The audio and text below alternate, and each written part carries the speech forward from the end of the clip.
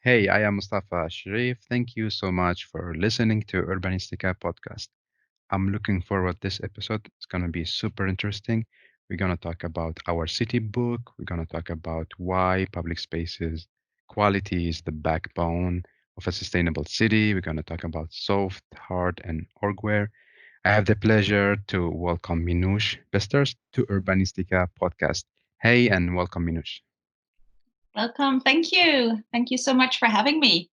My pleasure. How are you doing? I'm fine. I'm experiencing some rain at the moment, but that's good for all the plants. And so I'm easing into the weekend with just before that a wonderful session with you. So I'm looking forward to it, Mustafa.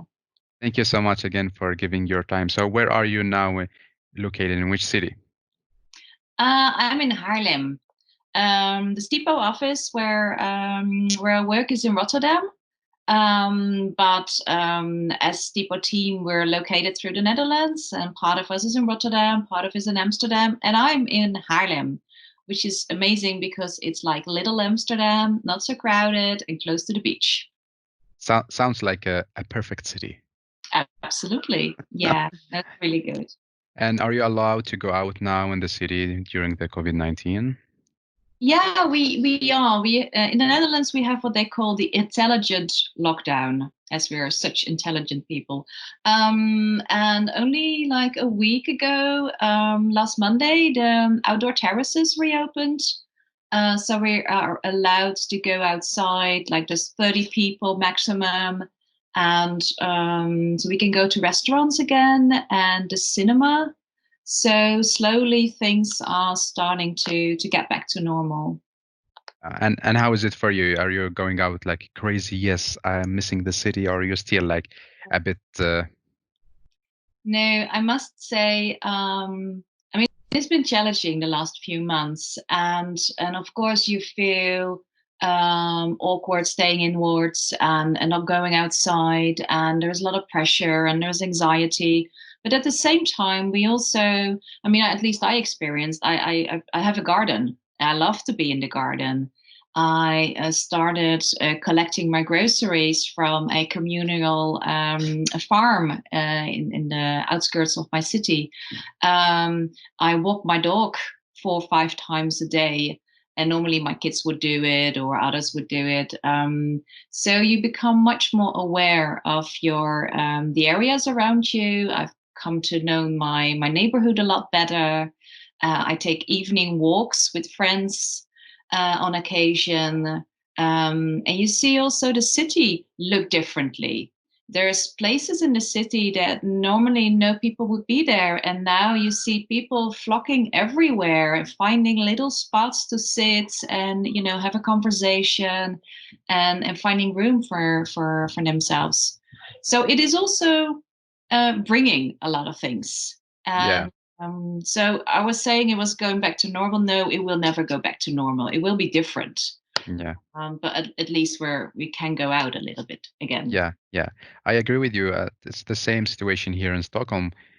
It feels like we are more connected locally. We started to know each other in the neighborhood and more like buy from the local restaurant and groceries. So there are so many positive things with Corona as well. Yeah, and there's lots of community sense as well. Like what you say, buying local, like all the shops have their own local baskets that you can buy. We have lots of local breweries in Haarlem because it used to be a town full of breweries. And they have like small little things like on Friday night, and they will bring you a small selection of their best beers. And so this is also enabling us to support the SMEs in our city and all the shops and the restaurants. So, and I think also they have been reinventing themselves.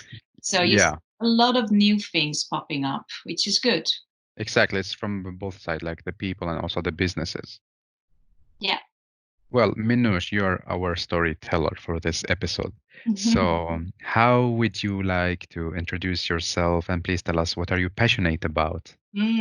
Okay. Well, my name is Minouche Besters. As you said, I'm one of the partners at STIPO. STIPO is a team for urban development. And like I said, we're located in Rotterdam, but we work throughout the Netherlands, and we also work in Europe and abroad.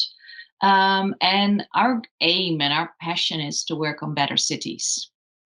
And we do that in a variety of ways. But for me, what is really important when I work on cities is that we really tap into the energy and the smartness and the intelligence of the people of the place, and use that to make it a better place. So we work a lot on participation, on bringing together people from different backgrounds. So the citizens, but also the shopkeepers, also the owners of the buildings. And I really love it when often it's said when you're asked to start working somewhere, well, don't talk to these people because they won't work. Or if you talk to the real estate people, they're not gonna, work with you because they only think about where the money is. And so if the business case is not right, they won't want to comply. And every time we start working somewhere, you can always turn this around. And there is always this moment in a project that you suddenly see it shifting, that you suddenly see that, the eyes popping open and people come up with new ideas, and suddenly they understand that there is more to this if they collaboratively work on creating, a better area, or, working on the inner cities. Than they would ever be able to do that if they were working on it alone. And it's this moment, when that energy starts flowing. This is where you have your breakthrough, but it's fun trying to organize that. Yeah, yeah. I understand this moment, this when the magic happen, Yeah, and then you be absolutely. like, yes, finally. And of course, we come across a lot of moments where there's absolutely zero magic, and it's all hardship, and it's all difficult.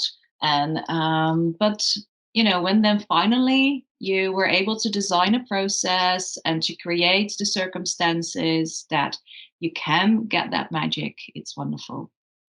And this is the beautiful thing with the city development. Like it's has its Look, up and downs and magic and non-magic moments. and also when the magic comes, this is also when ownership kicks in. And I guess this is so important. I mean, the moment that the ownership, that people start to feel, okay, this is not something that I can look at, but I can actually create with the other people. And it's not just something that's from the municipality, but it's for me. It's um, that is when it's becoming so wonderful. Yeah. Yeah. So how did everything started? Like your passion about developing cities and engaging people. Was it when you were studying, or maybe even when you were maybe a kid? Well, I studied political science, so my background is a little bit odd.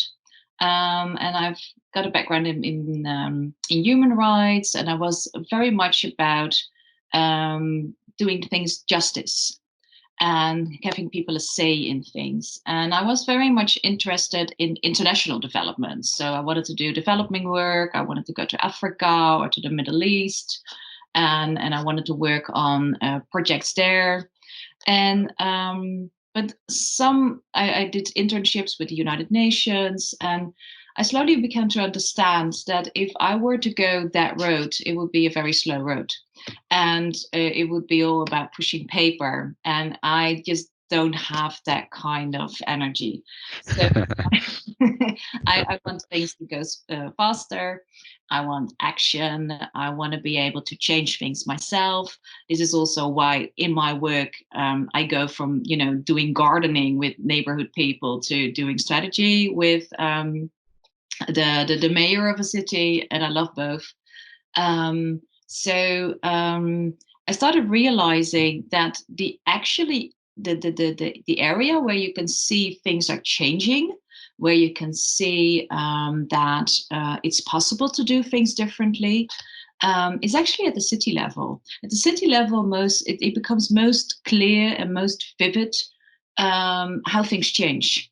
And so, if you want to contribute to that change, if you want to work on a better street, or if you want to engage people in their surroundings, if you want to work on energy or climate or sustainability in its wider sense, the city is the perfect level to work at.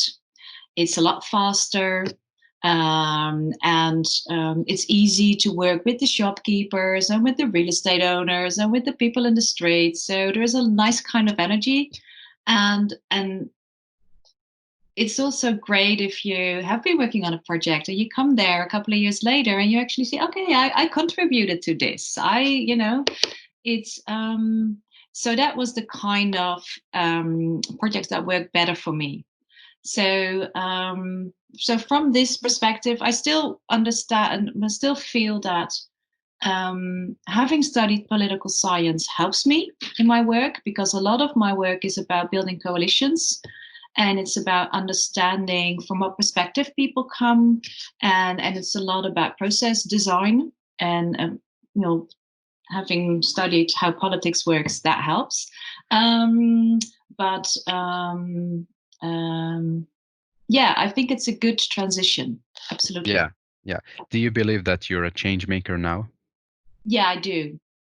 I do, and I think this is also what my aspiration is, and and in that sense, this is something that I always have been since I was a little kid. Always trying to say, okay, it's done like this, but it should be done differently. And I recognize it now also when you look at kids' films. There's always this bad guy, and then people, and of course they don't want to close down the toy store, or you know, and this is something that we've learned from kids on. And I guess somewhere along the line, a lot of people stopped doing that. And they come to understand that I grew up in the 80s, and it was Miami Vice, and it was all about the big money and Wall Street. And for me, that didn't really make sense. I thought it was, it was such short-term thinking, and I didn't really understand what would be the benefit in that. And I think if we're now in this period in time that we look back on that period and think, how on earth could we think that were the heroes? And so I do feel a lot more at ease in this period, because it reflects my values a lot better. Yeah, and I also talked with Hans in STIPO, and Mm-hmm. he told me like I believe that you share almost the same mindset about human scale and so on. So back in time when in 80s, 70s, sorry, in 80s, 90s, when you were telling human scale, Mm-hmm. community engagement, how was the others reacting on what you say? Are they were telling like, are you crazy or something? Um, well, I must say I wasn't working at STIPO at that time, so I didn't do urban development in those days. Um, but what I do notice is that I did work with a lot of municipalities, and um, and things were not personal. Like a municipality at that point was a black box, and I had a lot of love for the internet. So when the internet started coming up in the end of the 90s, that was about the time that I was graduating.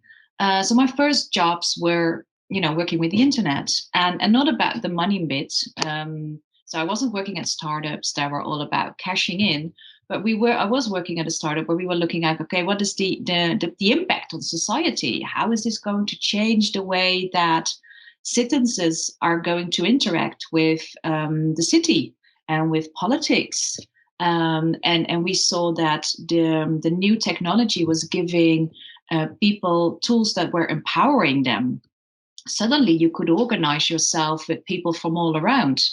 You didn't have to go to town meetings because you could do it online. And you could publish, and you could do all these things that normally a newspaper wouldn't do, or someone else. And suddenly you had that capability of organizing yourselves. Um, and what I noticed is that municipalities were really having a hard time, because they couldn't deal with that, and they were like, okay, but what's happening here, and how do I respond to that? So a lot of my work at that period in time was really about helping municipalities and governments to understand how to deal with all these vocal citizens who had great ideas, who had fresh ideas, who wanted to, work on their own projects in the city, and that was not something to be afraid of, but it was actually something that you should put your arms around, and you should welcome it. But that was a lot about learning how to be a person. So suddenly, if people would enter the arena of social media, a civil servant would get a face, and that was not something that would normally happen. So the whole line of the alderman, the mayor, the alderman, and then there was this anonymous civil servant, but that was no longer an anonymous person. So these were big changes. Yeah, And that is also a kind of expertise that when I started working at STIPO, I really brought that in about the participatory work that we in STIPO find incredibly important. Um, but there was a whole line in front of it about, and I think a lot of the municipalities have changed rapidly in that. And we no longer have to explain that, but we do see differences between different cities. Some of them very experienced and really okay with working together with citizens on projects, and other ones that are still learning how to do that. And of course, you see a lot of variety on that in the world as well, and in Europe. yeah, yeah. Very interesting story and very interesting journey. Yeah, absolutely. Yeah, Yeah. it was. It And is. tell me about the story of our city book, the book. How did it start? What was the background of it? Well, I think that the background of the book was really the success of the city.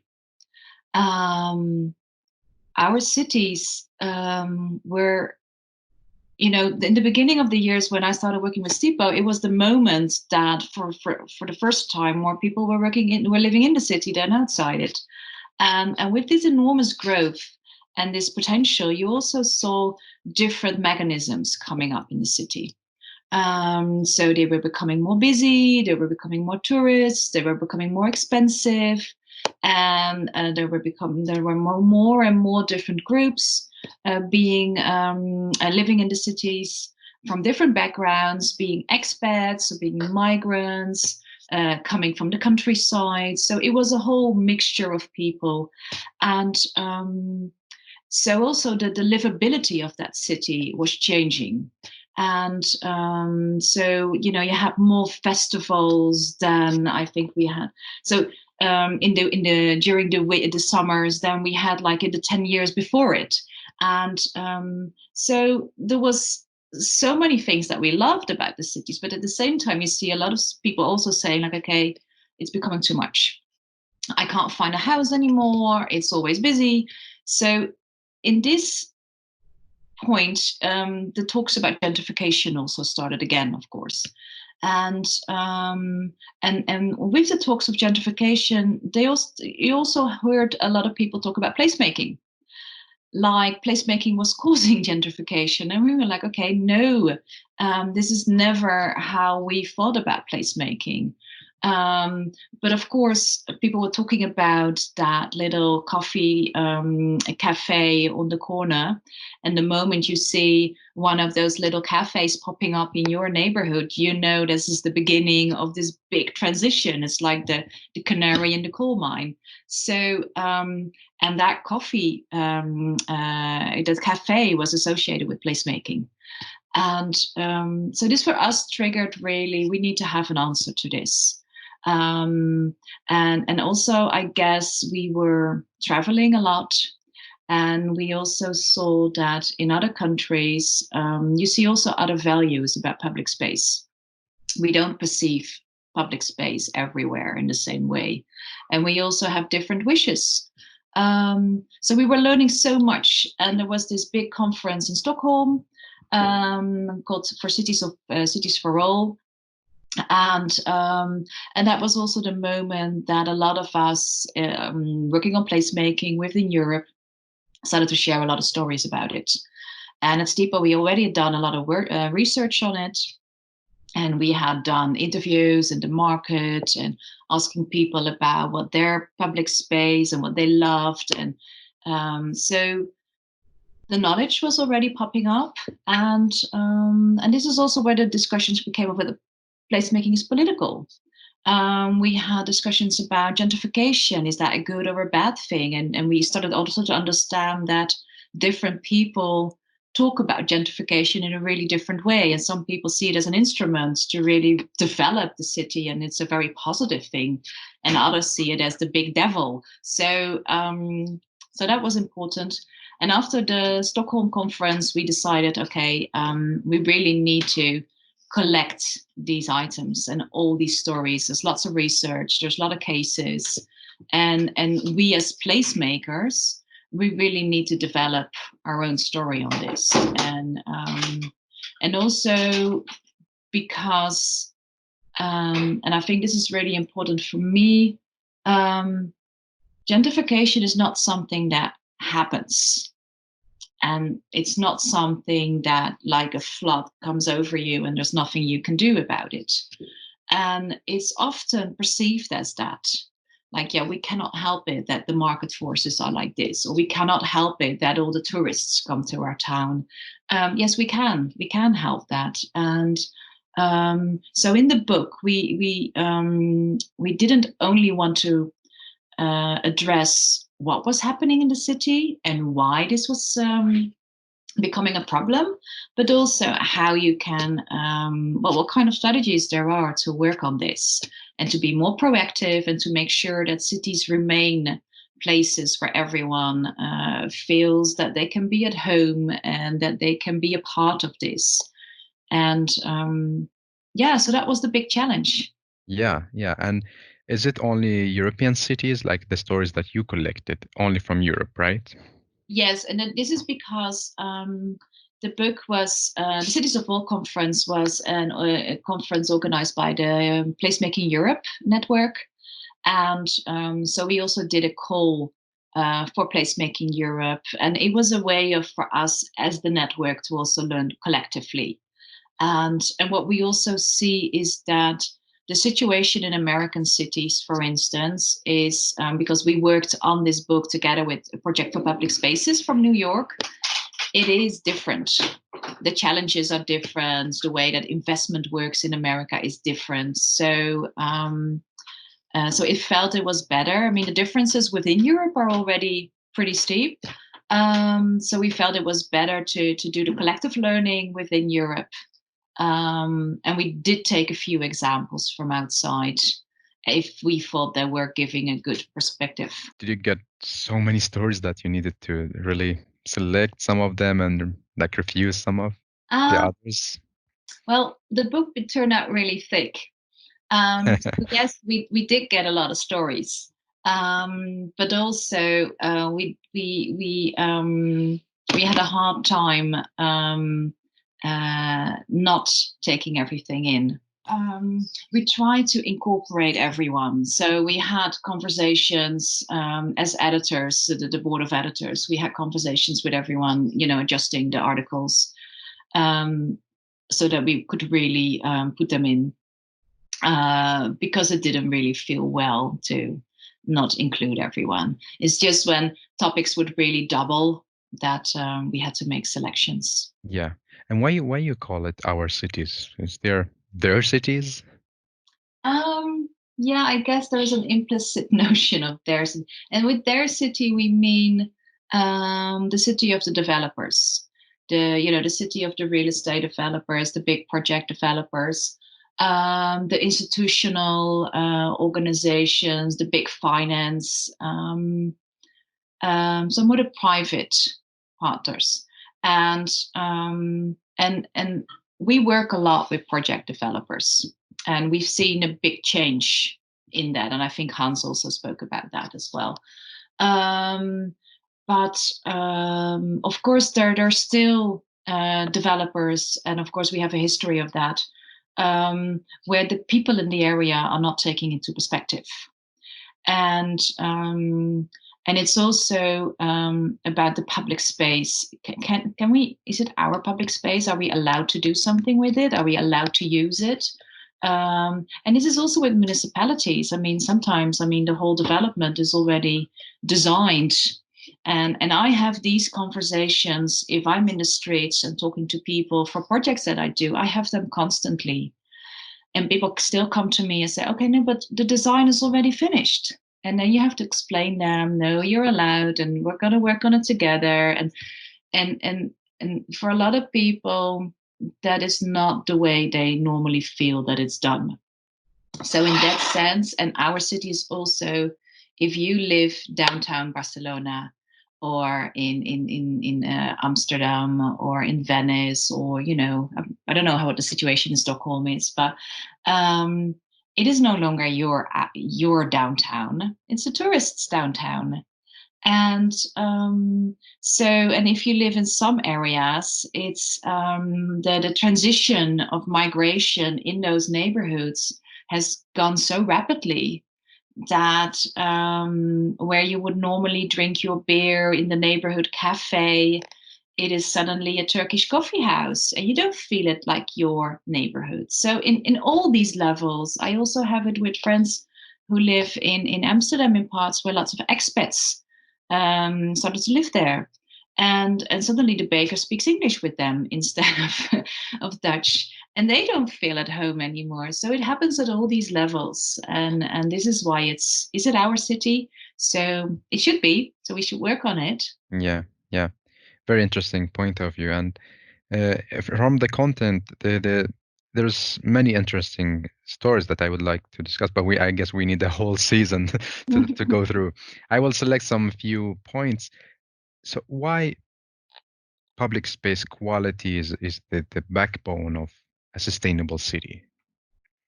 Well, I guess the Corona crisis shows it vividly. Um, in the public space, we meet, we play, we learn how to bike, we do sports, we read a book. This is where life happens without having to pay for it. And it's where if we talk about inclusion, um, it often feels like this is the place where everything is happy. Well, it's not, of course, and we know that. But it's also the area where you feel the differences, where you learn how to disagree, where you see that people have different lifestyles than you have. Um, it is also where you learn how to be a society, and how you navigate the same street, and how the one person finds the street important for parking his car, and the other says, no, I wanted to have my kids play. How you can have a park where some people want to play sports and other people want to have theater or an outdoor cinema, where some people like it quiet and other people like it crowded. So this is where we navigate and where we learn how to do that. It's important for our health. It's important, for the health of the how you call it, the air pollution and everything. So, but in some areas, it's also the place where we demonstrate. It's the place where we gather, is where we become vocal. So it is important in so many ways.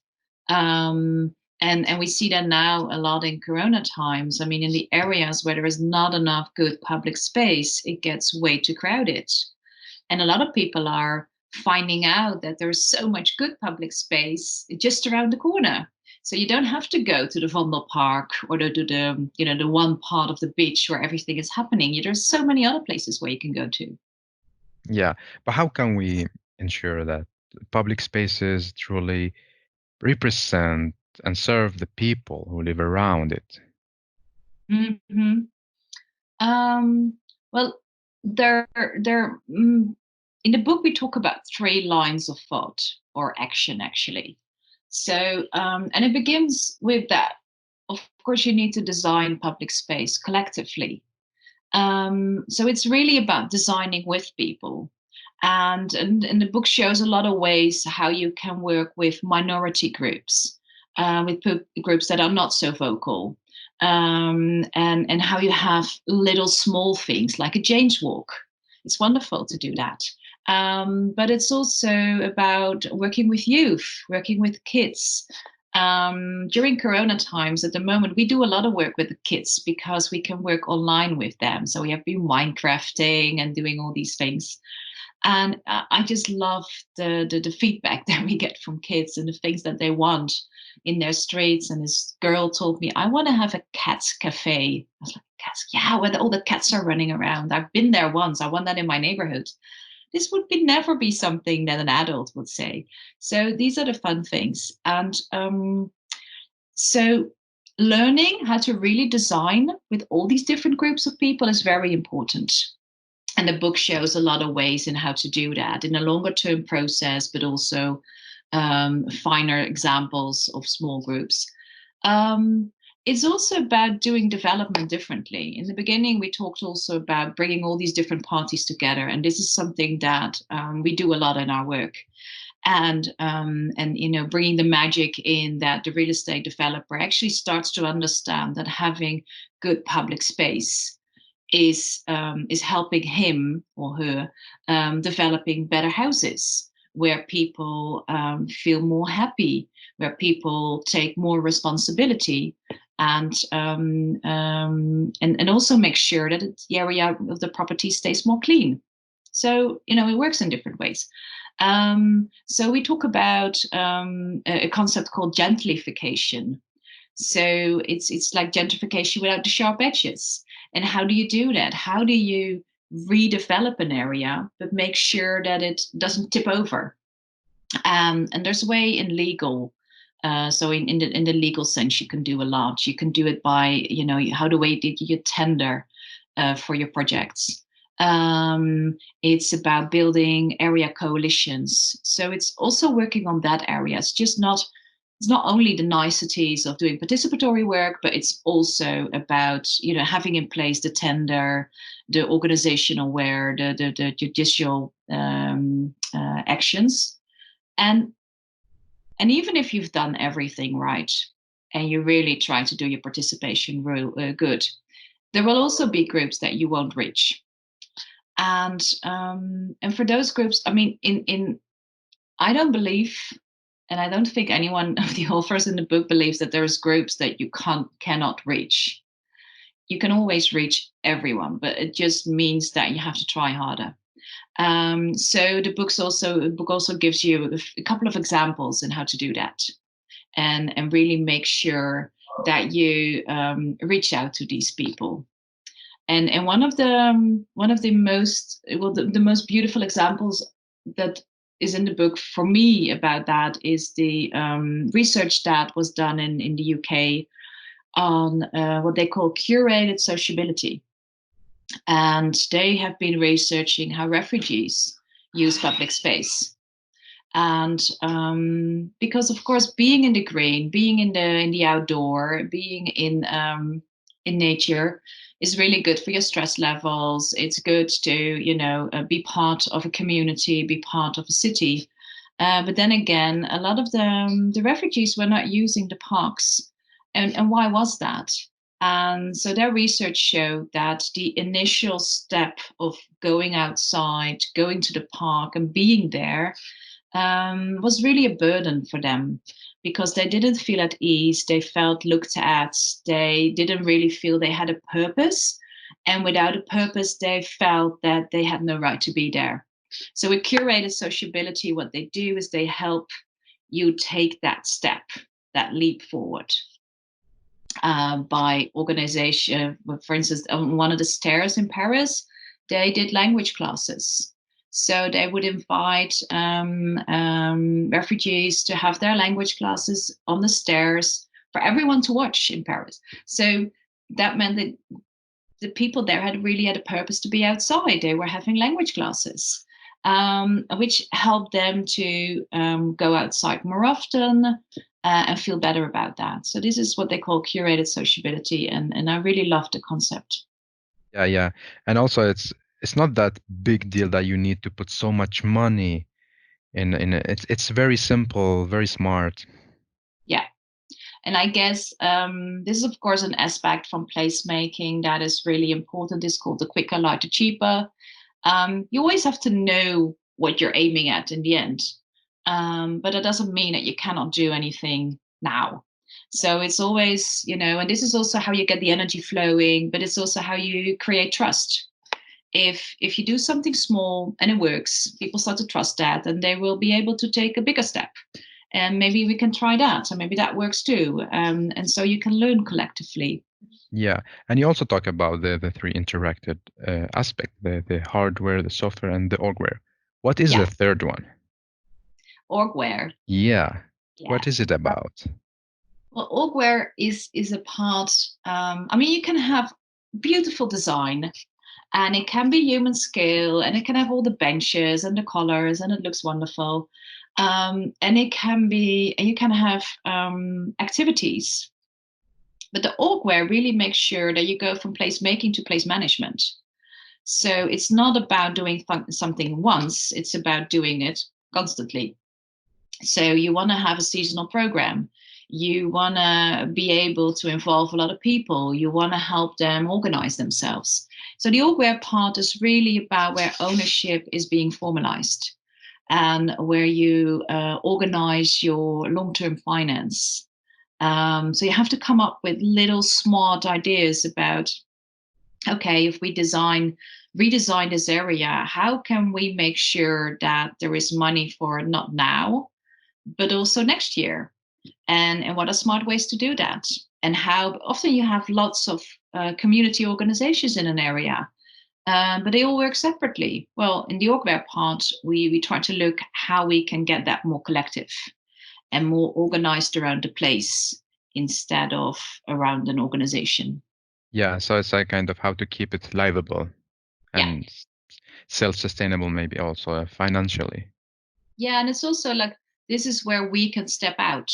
I mean, if we organize the yoga really well and we want to do that, that will mean that we can walk out and know it will be self-sustainable for the long run, and it will be able to grow and continue to have an impact in that society. Yeah. I love this book, so I just wanted to say thank you so much, really. It's an amazing book. Thank you. Yeah, we had so much fun making it. Yeah, I can feel it when I read it, so it's made by love, we say in Sweden, and when something's beautiful and close to heart, so it's made by love. So well done, really. Thank you. So I also wanted to ask you about the illustration in the book. They are so very simple and Hmm. like usually we see like a photographs or like high quality of illustrations. What is the point of having these very, very simple illustration with just like lines and Yeah, well, it is about getting a smile on people's faces, but also making the threshold of reading it really low. Um, and and I think the designers did such a great job because they really what we want to tell in the book, they really put that in their drawings. So it makes it really close by. It brings it back to who we are as people, and it takes it away from the difficult and research stuff. No, it's about people and how we do things, and um, so I love the illustrations. Yes, and I think they help us tell the story. yeah, true, true. I completely agree with you. And in Urbanistica podcast, I also discuss what is a smart city together with my guest. And I believe like it's a huge topic and need one more episode, but let's like just start the kickoff discussion of a smart city. Mhm. So how do you define a smart city? What is a smart city for you? Um, Yeah, it's a wonderful question that you posted because it really made me think about it. Like I told you in the beginning, I did a lot of work with the internet, and in the times that the smart city was coming up, and it was all about technology. But if I would now think about what is a really smart city, is a city that really taps into the knowledge and expertise and capabilities of its citizens. and of the nature of the city, the ecology of the city. And not just the city, but the citizens, but also the entrepreneurs, the societal organizations. I think if we, the shopkeepers, the teachers, the artists, so there's so much knowledge in that, and so if a city really taps into that, they will have better answers to for our future, and they will be more embedded, and they will be more cost effective, because a lot of the things that now we have to pay for, we would do differently if we would do it collectively. And this is also where you see neighborhood corporations come in, and but also, if we look at nature, I think really tapping into the power of nature. I mean, if you use trees in a proper way, they will help you and clean the air better, and enable you to build more, which is a topic at the moment in the Netherlands, which is really pressing. So if you have water in a park, it takes out stress. It helps to take away noise. So if we have green that is more with flowers, and there is more biodiversity, we have how do you call it? Can't find a word. Not vibrant, but resilience. So there's more resilience in nature, but also in our agriculture. So I think it's about creating an abundance, by really working together with all the knowledge that you have in terms of community, in terms of entrepreneurship. And I think technology is a way of helping to organize that, and to empower that, and to give it the tools to collaborate. And if we add data to that, we will be able to make better decisions also, and to understand how things collaborate and how things are connected. So it is not so much about technology, but it's about the collaboration between people and nature and technology, I guess. Yeah. So it's more about that people are smarter in the way they collaborate together. Yeah, and it is also from a different driving source. Like your first question to me was my passion. So in a regular city, we might work on assignment based. So like, I didn't get the assignment, so I won't do the work.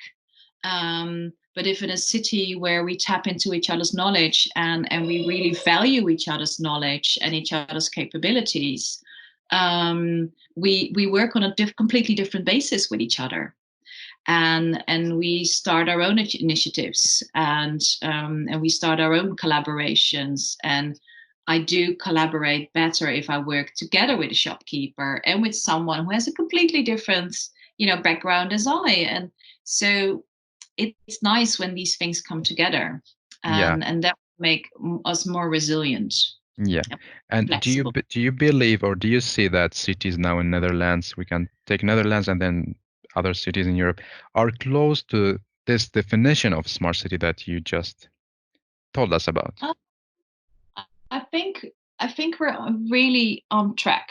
We're not there yet, no. I think we're practicing it a lot. I think we are getting our instruments in place a lot better. I mean, we see a lot of neighborhoods who have neighborhood funds that they can allocate themselves. Um, like, participatory work is not a new thing. So everyone knows it, and it's not going to the max in the way that I would, that we would love it. But and we see a lot of like, for instance, in the energy transition, which is big, the numbers of and the growth numbers, especially of local cooperatives and local initiatives, having solar power, having wind power, and it is incredible. It's incredible the amount, the part of the energy production that they are taking on themselves, like year after year, is growing really rapidly, and they're providing services to their own community.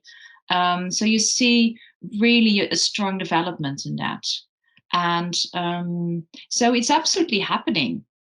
And you see communal gardening, you see common farms, you see the commons coming back a lot.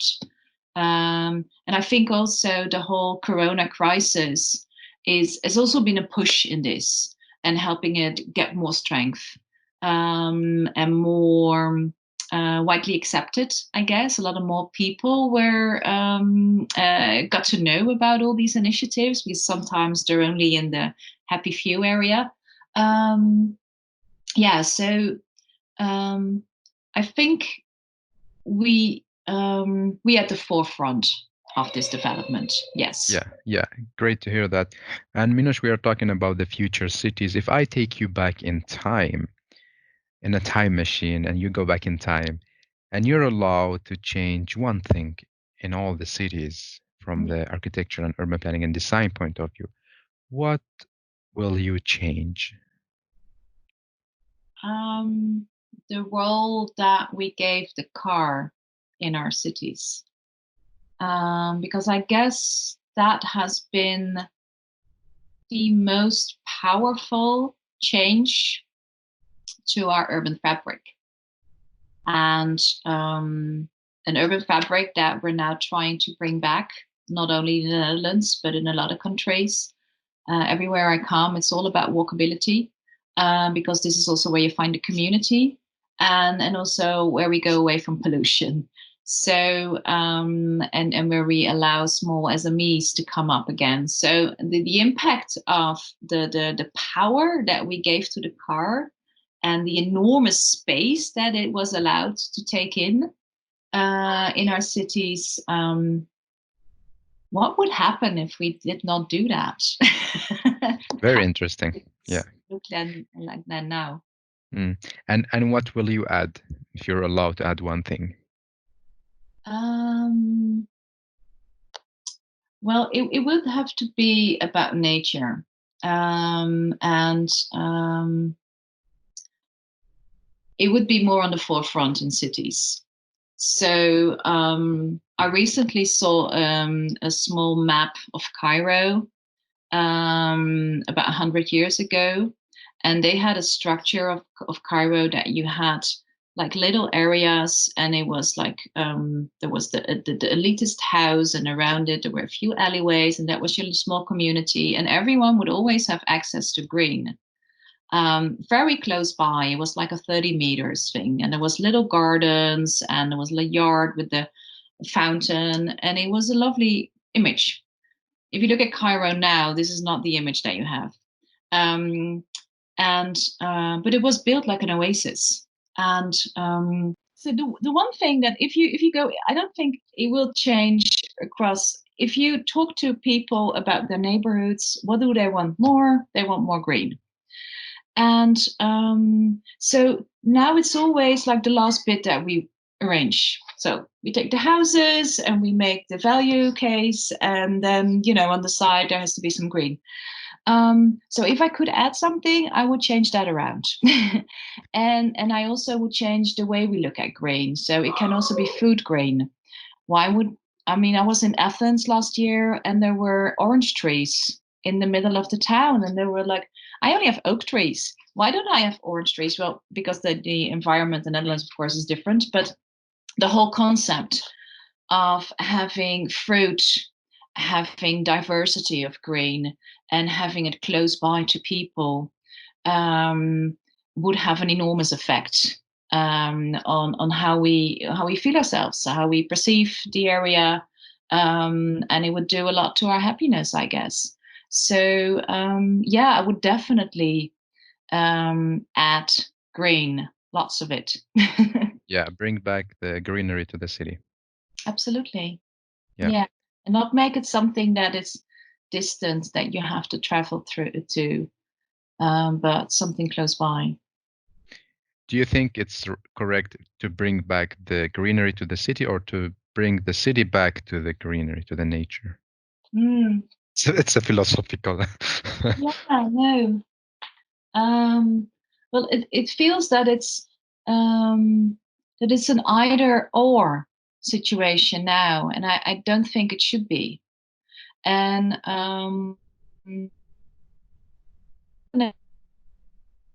is a modernistic neighborhood, which was built as and what went wrong is that the density of the city is too large because it was built for cars, of course. But so the urban fabric doesn't work for people, but it has a lot of green. And one of the things that we're saying now, it should actually be not, it should be about living in a park. So the neighborhood as a park, and not like a park where you're not allowed to, walk on the grass, but something that you can use and where you walk through and where there is herbs and where there is, nutty trees and where there is everything. Um, so yeah, it's this either or situation that should be different. Yeah. Yeah. So a city really has to renegotiate its relationship to nature. Yeah. Again, thank you so much. It was really inspiring episode. Thank you so much again. Thank you for inviting me.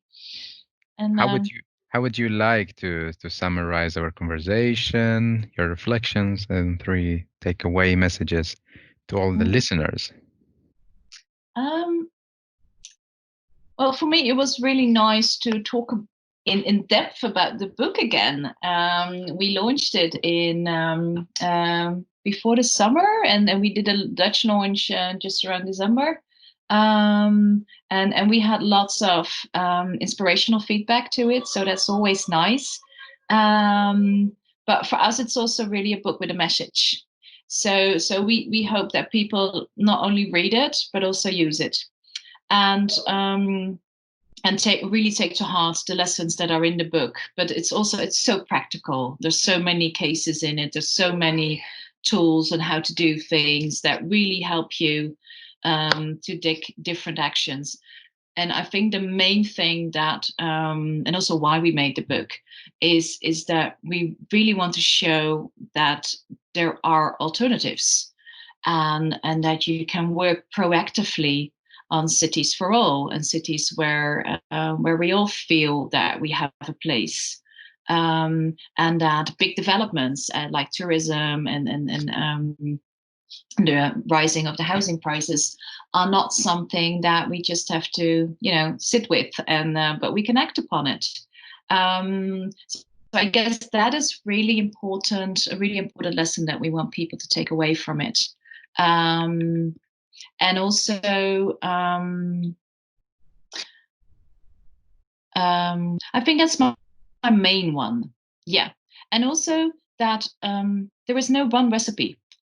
So you have to figure out what works in your city. And so this is also about placemaking. Placemaking is really about doing it with people. And that means that the results that you get are different everywhere, in every community. So when you now Google placemaking, everywhere you will see the beautiful pictures with the umbrellas in the streets. And that's happening all over the world, whether you're in China or in Morocco or, it doesn't really matter. But that's not placemaking. It's making a place beautiful. But placemaking is about, ownership. It's about finding out with the local community what is necessary in that particular area to make it a better area. And the solution is different everywhere. So so also use the elements in the book and the design strategies to work with your community on how to do that differently. Yes, very inspiring takeaway messages. Don't stop there, but also make sure that you do work. Yeah. Well, and do you have three cool hashtags for the episode? Okay, well, hashtag our city, hashtag well, placemaking, of course, but also again, I guess I love the subtitle also, countering exclusion in public space, and it's a long hashtag, but it's an important one. It's fine. That's interesting. Yeah, and we had a long debate about it, whether we should say inclusion, but then we No, it's about countering exclusion because the book is in that sense a bit more activist. And thank you so much again for giving your time and sharing your knowledge, experience with us. Thank you. Wonderful. Thank you. And thank you so much for listening to Urbanistica podcast. Please follow on Instagram and subscribe the YouTube channel. If you have any great story that makes our city smarter, please contact me. The podcast is being produced in collaboration with Landskapslaget, working with landscape architecture and urban planning and design based in Stockholm, and also Placemaking Europe Network. I am Mustafa Sharif. Keep up the good work. Keep loving cities.